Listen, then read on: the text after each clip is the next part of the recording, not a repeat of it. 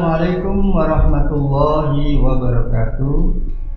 Innal hamdalillah nahmaduhu wa nasta'inuhu wa nastaghfiruh wa a'udzu bika min syurri anfusina wa min sayyi'ati a'malina may yahdihillahu fala mudilla lahu wa may yudlil fala hadiya lahu. Allahumma shalli ala sayyidina Muhammad wa ala ali sayyidina Muhammad wa barik ala sayyidina Muhammad wa ala ali sayyidina Muhammad. Rabbi shrah li sadri wa yassir li amri wa hlul 'uqdatam min lisani yafqahu qawli. Amma ba'd. Qala Allah ta'ala bil Qur'anil azim. Bismillahirrahmanirrahim. Innallaha wa malaikatahu yusholluna 'alan nabi. Ya ayyuhalladzina amanu shallu 'alaihi wa sallimu taslima. Shadaqallahul azim.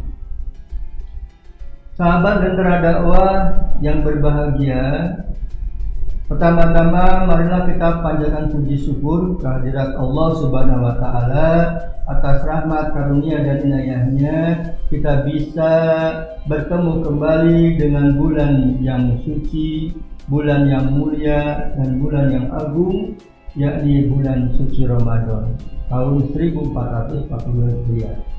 Ini merupakan sebuah kenikmatan yang besar bagi umat Islam, karena umat Islam memiliki bulan di mana kita bisa bermunajat kepada Allah Subhanahu wa taala. Salam dan salawat semoga tercurah kepada uswah kita, junjungan kita, baginda Nabi besar Muhammad sallallahu alaihi wasallam.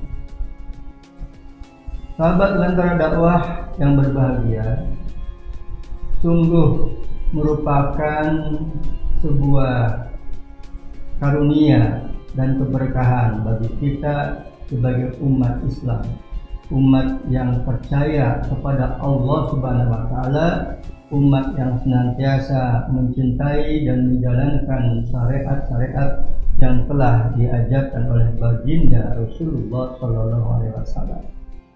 Di mana umat Islam segala kenikmatannya itu adalah kebahagiaan. Sementara segala deritanya itu adalah kesabaran. Yang kedua-duanya adalah merupakan kebaikan. Dalam limpahan rizki dan harta, maka seorang muslim akan senantiasa bersyukur, dan rasa syukur itu akan dijalankan dengan banyak memberikan infak, sedekah dan wakaf jariyah. Sementara bagi umat Islam yang ada dalam kesempitan, maka dia ada dalam senantiasa kesabaran. Keduanya merupakan kebaikan di hadapan Allah Subhanahu wa taala. Hanya saja Islam sudah mengatur bagaimana sebuah negara yang di dalamnya ada rakyatnya yang harus diayomi dan dipelihara kehidupannya oleh penguasa. Di dalam Islam bahwa telah ditetapkan terkait dengan harta yang itu adalah merupakan milik masyarakat atau milik rakyat. Dalam hadis disebutkan yang terjemahnya bahwa kaum muslimin berserikat di dalam 3 perkara, yakni dalam api, padang rumput dan air. Artinya dalam 3 perkara ini yang mengelola dalam hal ini adalah kekuasaan, itu harus dikembalikan kepada kesejahteraan dan kemakmuran rakyat. Indonesia merupakan negara dengan limpahan barang tambang yang itu dikiaskan sebagai padang rumput. Padang rumput ini termasuk juga hutan. Itu seharusnya merupakan hak pengelolaan dikembalikan kepada rakyatnya.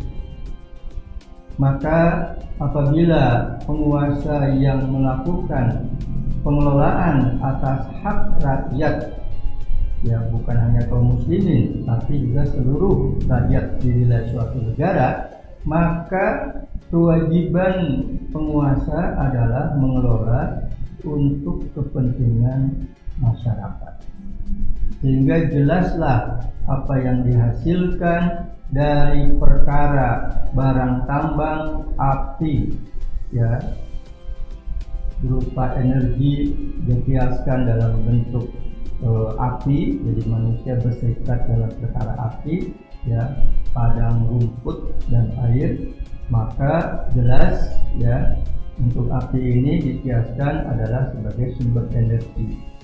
Nah, selayaknya lah kebutuhan masyarakat menyangkut energi, ya apakah itu gas, ya minyak tanah atau bahan bakar minyak, ya itu haruslah dikembalikan kepada rakyatnya, bukan dengan menyebut sebagai sebuah subsidi.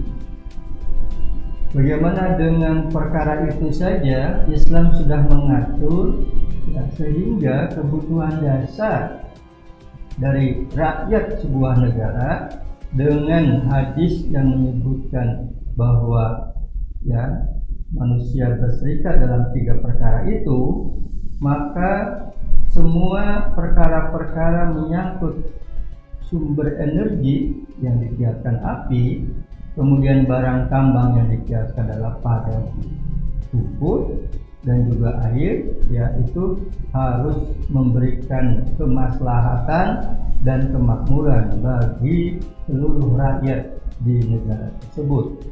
Ya, tidak ada lagi rakyat diberi kewajiban untuk membeli barang yang sebetulnya secara syariat dalam pandangan Islam itu adalah milik mereka sendiri.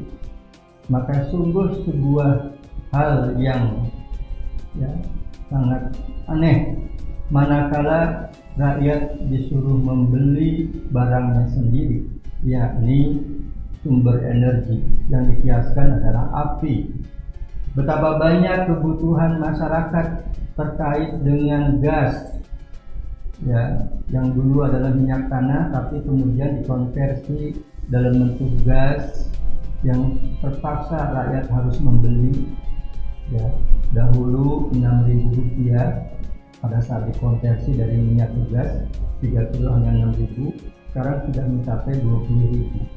Di beberapa daerah mungkin lebih dari 20.000. Padahal gas itu, gas alam itu adalah yang disebut dengan api. Oleh itulah Islam mengatur seyogyanya rakyat atau masyarakatlah yang mendapatkan manfaat, sementara pemerintah membebankan kepada rakyat sebatas proses eksploitasi dan pendistribusiannya.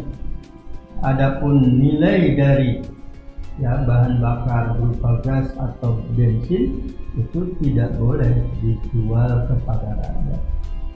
Nah, itulah Islam dengan hanya satu dalil menyangkut ya tidak ada manusia berserikat kecuali dalam 3 perkara ini, itu memberikan betapa ya sumbangsih ajaran Islam ya demi kemakmuran masyarakat. Begitupun dengan air. Ya, air merupakan sumber kehidupan. Itu juga didasarkan menjadi sebuah kebutuhan masyarakat yang tidak boleh ya diberikan ke pihak lain kecuali demi kemaslahatan masyarakat.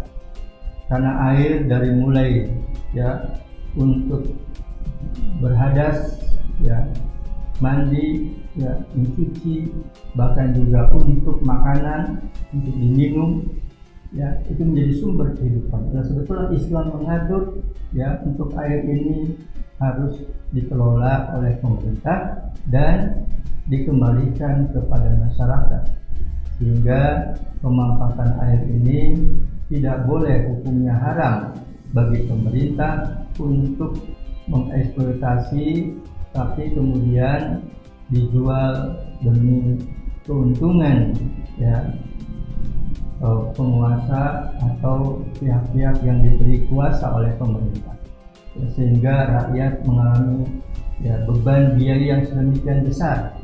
Padahal siapa yang tidak membutuhkan air? Semuanya sangat butuh.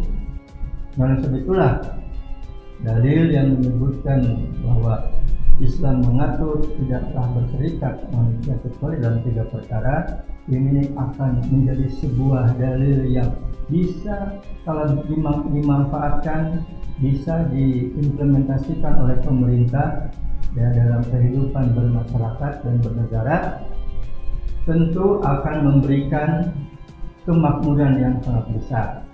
Banyak beban-beban biaya yang tidak ditanggung oleh rakyat secara tinggi, secara besar, karena 3 perkara itu merupakan perkara yang pokok dalam kebutuhan hidup setiap rakyat dalam sebuah negara.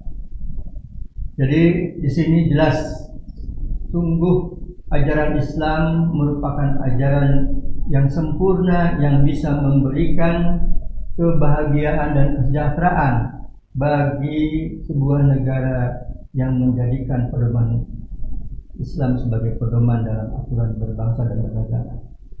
Oleh sebab itulah kita sebagai umat Islam untuk senantiasa memahami, mempelajari, mengkaji dan melaksanakan sebagai ajaran dalam kehidupan.